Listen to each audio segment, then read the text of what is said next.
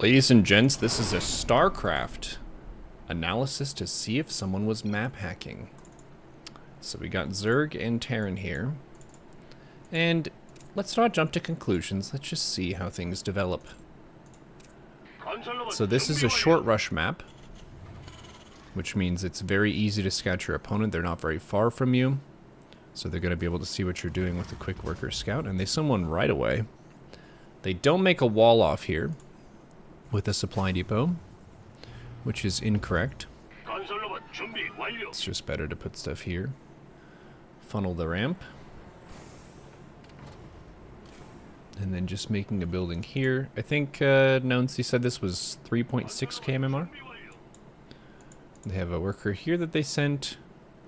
This is what I always call a Terran, or sorry, a Protoss trapped in a Terran's body. And this isn't as good for Terran as it is for Protoss to do this, because they rely more on their first SCVs making money for them, because they don't have Chrono Boost.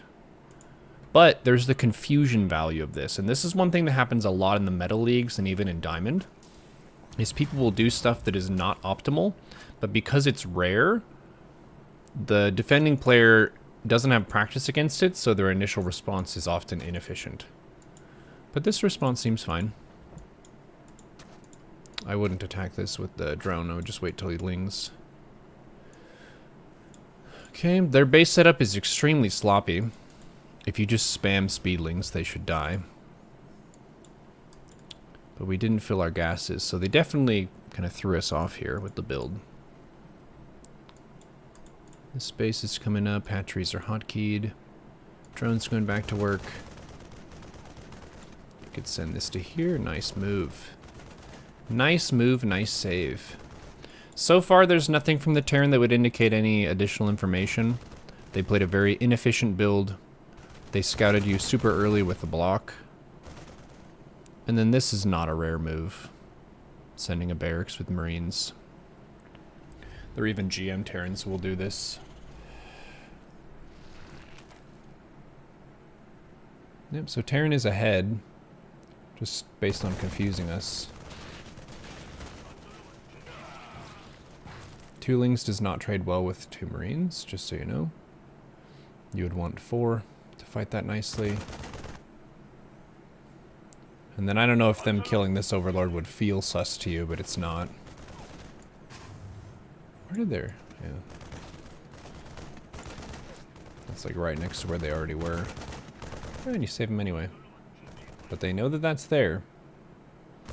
You have to use hold position, because if they shoot the Overlord and you had it move commanded, if their bullet hits the Overlord after the Overlord arrived, the Overlord will move away from that, so you need to press hold position. Okay, what are we doing at home? We're getting a lair first, which is not good, but that's what it is. We don't have a queen at this base either.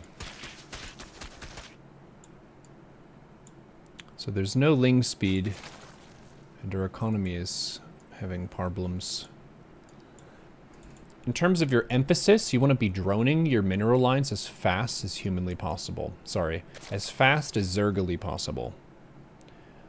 The objective for you right now is to drone the ever-loving shit out of this space. And until that is done, we have a massive problem. Because the Terran can just sit on one base and they're actually collecting about the same amount of money as you. We have a bunch of gas that we're floating, so this 2 gas layer build, it's not good. Just as a note. You need drones for minerals so you can make queens. If you don't have queens and minerals, then you can't afford your 3rd base saturation. And Zerg sucks until you get 3 base. They sent the Marines exactly where you were going to be. But they're expendable units for them. With this kind of opening, if they have a barracks and a couple Marines, if they lose them, it doesn't change much, because they're still working with the wall off here. So what I do is I only send 1 Overlord across the map, kind of like you did, and put it here. If they kill it with the Marines, fine. Your 2nd Overlord even being here was a mistake, because you open yourself up to the possibility of them killing 2 Overlords. I keep my 2nd Overlord here to watch for bunker and proxies. So if they do that Marine crap, I can just put my Overlord on this pedestal, like this one. Or I can even pull it back here if I want to. So they punished you for a mistake. I wouldn't say it's suspicious of map hacking at all. They send out 2 expendable units that they don't care if they lose. And then the barracks they don't even plan to use. They're going 2 Port Banshee, 1 base. Oh man, is this a Wings of Liberty game? We really need the queen here. Roach Queen Nidus is only ever good if they're going 3 CCs. If they're doing anything but 3 CCs, it's not going to work. That's simply how it is. Look at the marine movement. Okay, we'll back it up. I'll look at it. We'll check their vision here. Let's see their vision through the eyes of a 3.6k Terran. They have the SCV at the watchtower here. And their 2 Marines. Their 2 Marines go. They're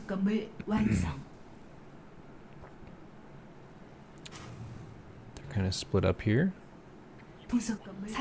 They can see the changelings, so they know there's an overseer, and they see the overseer. There wasn't anything sus about that yet.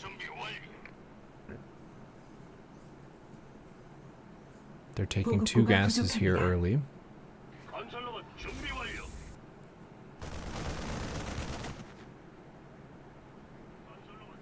And again, these 2 Marines are expendable like a Reaper. They had a depot in the corner there. So the depot in the corner, I feel like, is a box that won't always be checked. That feels like maybe sus. Probably the most sus thing of the whole game. What's just this depot in the corner? They didn't know that you had a lair or anything. But this main base has a lot of space in it. Let's just look at the timing for fun. The timing of when you started the Nidus and when they made the depot. But the Overseer, that gives them quite a bit of information. They know that your lair is done. Okay, production. Is your Nidus done? Yes, it is. Cool. And they did know that your Overseer was on the right-hand side. So it would stand to reason that they could make this to cover the possibility of a Nidus. If you have a quick lair, it's 2 things. It's either Roach Queen Nidus, or it's Mutas. And if they saw a Roach, then it's going to be Nidus.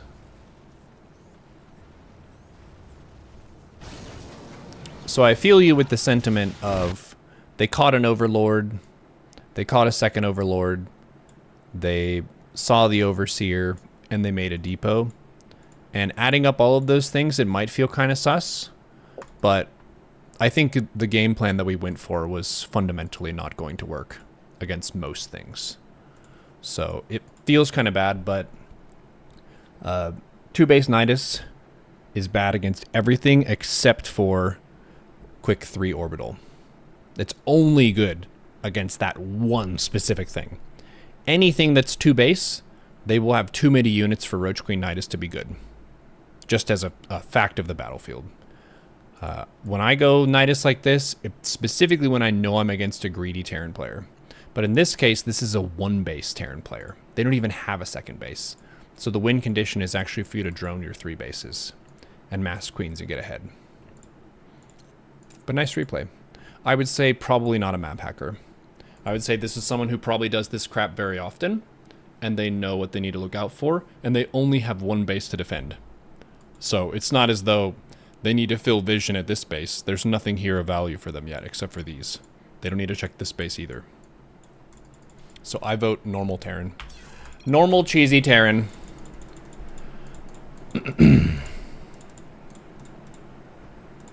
Knew everything at a perfect timing. It's just covering your different options of what Zerg can do. Zerg can only do 2 things at the beginning with Lair. Mutas or Roach Nidus. That's it. So they have to boil it down to 2 things.